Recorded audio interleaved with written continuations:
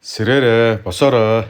За ингээд гэртээ ирсэн эхний өдөр буюу 163 дахь өдөр өглөө босоод хилээ үдсэн чинь 79 кг руу орсон байлаа. Америкт таргалж байгаа болов уу гэж бол аль болох хоолоо сойгоод байсан. Бүр турчжээ. За ингээд ер нь бол одоо турах болсон. Аль болох хоолн дээр бас анхаарай.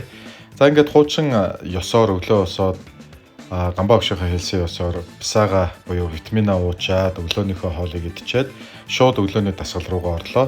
За өнөөдөр бол ажилд шоргоолж шиг яг Америкт харсан айлууд одоо хашаа ороогоо тогтчуулах, нэг өрөөгөө ажлын өрөө болгож тогтчуулах, гэр орноо зохицлох маш олон гоё санаануудыг харсан болохоор лагерийнхаа нэг өрөөг ажлын өрөө болгоно. За ингээд нарантуул захаар орно гэх мэтлээ олон ажлыг амжуулахаар байгаа. За ингээд дасгалаа хийчээд өглөөний цайгаа уучаа шууд лагер дээрээ гарна. За витамин болон холбогдох бас бус юмнуудаа бэлдэж аваад ингээд нарантуул зах руу шууд хөдлөлөө. За эхний ээлжинд хажуугийн дэлгүүрээр ороод өглөө банан байхгүйсэн учраас ганц нэг жимс авч идчихэд ингээд гараж руугаа орлоо. За ойрд машин тэргээ унаагүй гаражинд саяны их борооноор нэлээ их ус тунсан байна. За ингээд машинаа гаргаж хөдөлгөөд нарантуул захаар орлоо. За нарантуул зах бол түм түжигнэж бом бужигнэ гэдэг шиг байна. За ингээд их устай бороо орсон учраас замын хажуу талаар нөгөө л нэг усны хаялга байхгүй учраас ус тогтсон байлаа. За ингээд хамгийн ихнийх нь баялаг ундраа руу орлоо. Баялаг ундраа дотроос ажлын өрөөний гэрлээ жоохон тодруулахгүй болохгүйгээд ингээд хурц тод тусдаг гэрэл ажлын өрөө болон 3 дахь коридорт авахар шийдлээ. Ингээд авчаад цаашаа хөдлөөд үхрийн мах бас манад дуусч исэн. Ингээд нэг 2 хил гаруй мах авахд 100 эд мянган төгрөг буюу Америкийн махны ханшнаас Монголын махны үн өндөр үнэтэй болсон байна. За гарч ирээд өнөөдөр бас найз нөхдөдтэйгээ холбогдсон загсны уурган дээр ганц нэг уурга дэгээ холбогдох юмнуудыг захаас авчаад ингээд ажлын өрөөний дороож ямархуу байж болох уу гэж ингээд хевсэн дороож ингээд авлаа.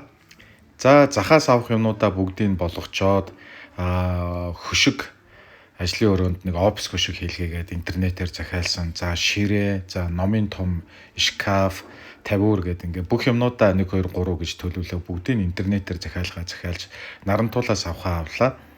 За ингээд цаашаа ингээд явж явах хооронд манайхан бол одоо үнэхээр нөгөө замын хөдөлгөөний соёл гэдэг юм байхгүй. Явган хүмүүс нь гарцгүй газараар машинууд нь хоёр дараалсан үргэлжилсэн шугамар зүгээр урдуур хоогоор мөрөгчгөөл дараадлаа. Тэгээд нэг 20 орчим хоног яваад ирсэн болоод ч тэр юм уу Америкийн машины одоо хүмүүсийн соёлтой харьцуулахад манайхны бас замын хөдөлгөөний соёл бас л бүдүүлэг байна. За ингээд ажиллаар ороод ажлынхаа өөрийн офис сандлаа авчаад ингээ машин пиг дүүрэн юмтай үргэлжлээ явлаа. За офисын хөшгөө захиалцсан байсан 3 дугаар сургуулийн уртлаас хийж өгсөн хүмүүс маань авчирж өгнө гэдэг ингээд хүлээж агаад цаашаа хөдлөлөө. За 7 буудал орлоо. Лагер дээр гарч байгаа юм чинь дидээш юм уу одоо наадмынхаа сайхан бөхөө үзээгээд дидээш багцсан хямдарсан гэж 180 мянга болсон байна. Дидээш авчаад наадлынхын 7 буудлын хүнсний захаар орж за ээж аав хүүхдүүд лагер дээр гарцсан байгаа. За ингээд нэг хэдэн хүнс талах чихэр боо хэд хэдэн хоол ундны юмнууд цуглуулж авчаад хөдлөлөө. За бензин тос одоо ховордож байгаа Монголд гэдээсэн. Тэгэхээр нь амар л сүрхийн оочортой байгаа юм болоо гэж бодоод яваад очсон. Оочор юу ч алгоо манайхан 50 байгаа. Ингээ банкад үргэж аваад хөслийн модон доош ивнээд лагер дээрээ хүрээд ирлээ. Лагерын хажуу жижигхэн нэг дэлгүүр байдаг. Тентхийн тарг нь их гоё. За ингээд нэг 2 литр тарг авчаад гэрийн зүг давхиж өглөө. За гэртээ хүрээд ирлээ. Лагер үнэхээр гоё. Ойр дээрээгүй лагераа лагертаа гарах бас сайхан байна.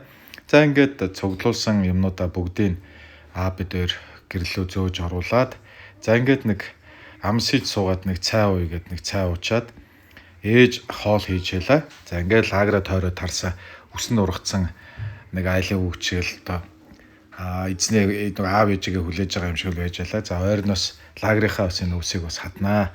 За ингээд цонхнуудаа сайхан нээж агаар салхи оруулчаад ингээ ажлын өрөөгөө орлоо. Ажлын өрөөгөө бүгдийг ах эгч нар намайг эзгүүд ханын сайхан юм бор хулсан автанцсан байла.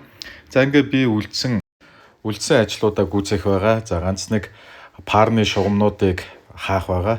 За ингээ хүрээд ирсэн ах эгч нар маань лавг дорж сан, эерэг цаг гэдэг ингээ хөөрхөн цаг хийлгэж өгсөн. Бас нэг усны сав, флаш диск, шатар гэх мэтчлэн. За ингээ тун удахгүй эрэг чингэлтэйхээ одоо сайхан ах эгч нартаа иргэдтэй бас энэ эрэг цагаа бас дурсгах болно. За түр зүр өөрийгөө нэг жоохон тархиа амраа гэж бодоод гадаа хүүхдүүдтэйгээ дээс өсөрж болов тоглож байгаа буцаж орж ирээд юмнуудаа хийж эхэллээ. За аав гаднаас дуудаж одоо DDS холбын антенна хөдөлгөөгээд ингээд DDS дороо ороод ирлээ. За авсан гэрлээ өрөөндөө солихоор шийдлээ. За ингээд хуучин гэрэл бол бүтгэн ганцхан ламптай байсан. Тэрийгээ сольсон. Одоо харанхууж болж байгааг хэлэхөө сайхан гэрэлтэй болоод ирлээ. За ингээд коридорын гэрэл маань би ерөөс огт хийгээгүй яваад байсан. Коридортой нэг гэрэл хийж авчаад ингээд модоо хөрөөдөж хаалтаа хийж ажлуудаа ерөнхийдөө үргэлжлүүлж байна. Оройн 9 цаг болсон байлаа. Октод чайл хизээний амарсан байлаа. За би ч гэсэн ингээд оройныхоо тараглаараа идчихэд амарья. За ингээд энэ өдрийн ажилд нь амжилт хүсье.